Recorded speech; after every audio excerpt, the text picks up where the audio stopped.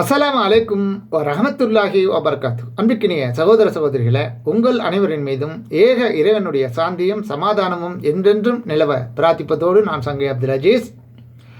இது இஸ்லாமிய வரலாறு பாகம் 18, ஃபிரௌனின் கேள்வியும் மூசா நபியின் பதில்களும் சம்பந்தமான ஒரு காணொளி. இது திருமறை குரானில் அல்லாஹ் நமக்கு தெளிவாக சொல்லி காட்டக்கூடிய ஒரு செய்தி.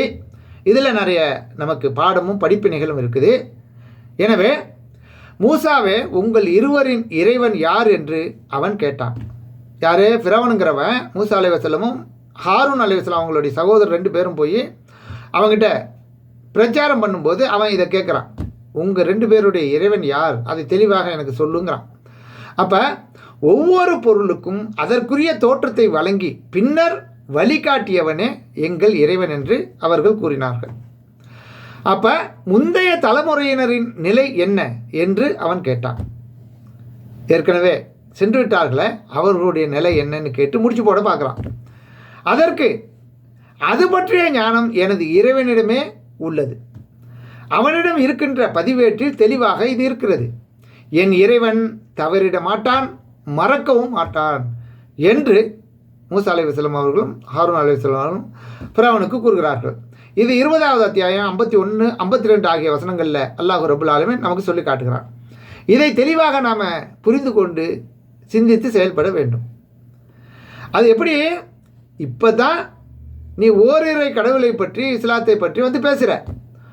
உமது பிரச்சாரம் சென்றடையாத மக்களை பற்றி என்ன தீர்ப்பு சொல்லப் போகிறீர் என்பது அந்த ஃபிரௌனுடைய கேள்வியின் சாராம்சம்.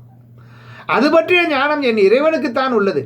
என் இறைவன் தவறான முடிவு எடுக்க மாட்டான், எதையும் மறக்கவும் மாட்டான் என்று மூசா நபி அவர்கள் விடையளிக்கிறார்கள்.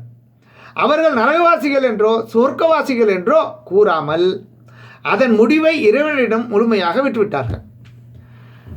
நீதி செலுத்துவதை அதிகம் விரும்புகின்ற இறைவன் எந்த அநீதியான தீர்ப்பும் வழங்க மாட்டான், நியாயமான தீர்ப்பையே வழங்குவான்.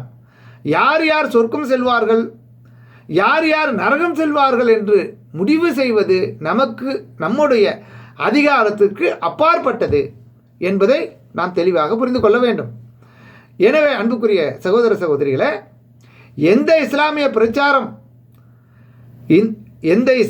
பிரச்சாரம் சென்றடையாத மக்கள் விஷயமாக உங்களை விட அதிகம் நியாயம் வழங்கும் இறைவன் சரியான தீர்ப்பை வழங்குவான் என்று நிறுத்தி கொள்வதுதான் நமக்குள்ள உரிமையாகும் என்பதை விளங்கி செயல்பட வேண்டும். நன்றி.